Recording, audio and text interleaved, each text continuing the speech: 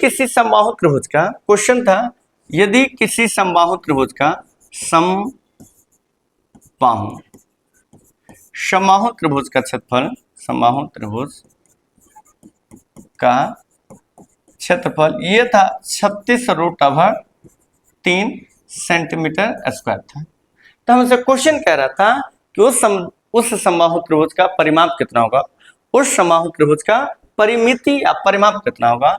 तो हम लोग कहेंगे कि सर जी समबाहु त्रिभुज का क्षेत्रफल जो होता है वो आपका √3/4 गुने भुजा स्क्वायर होता है, √3/4 गुने भुजा स्क्वायर, और इसका वैल्यू दे दिया 36√3।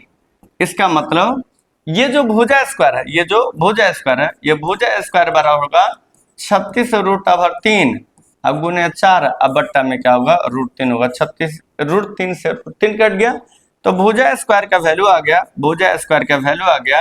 36 गुने 4। तो हम लोग कह सकते हैं कि सर जी भुजा बराबर रूट के अंदर में 36 गुने 4, और हम लोग को ज्ञात है कि 36 का वर्गमूल 6 होता है और 4 का वर्गमूल 2 हो जाता है। इसका मतलब ये हुआ सर जी इसके भुजा की लंबाई, इस त्रिभुज के भुजा की लंबाई 12 सेंटीमीटर है। कितना है? 12 सेंटीमीटर है। तो हमसे पूछ रहा है कि इस समबाहु त्रिभुज का परिमाप कितना होगा।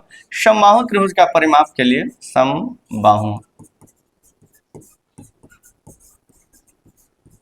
समबाहु त्रिभुज का परिमाप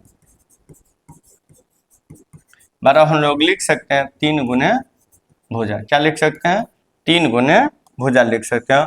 और हम लोग भुजा की लंबाई को ज्ञात कर चुके हैं कि इस समबाहु त्रिभुज के भुजा की लंबाई 12 है, तो हम लोग लिख देंगे 3 गुने 12 सेंटीमीटर, तो 12 तिया 36 सेंटीमीटर। इसका मतलब ये हुआ कि इस समबाहु त्रिभुज का परिमाप कितना होगा? 36 सेंटीमीटर है।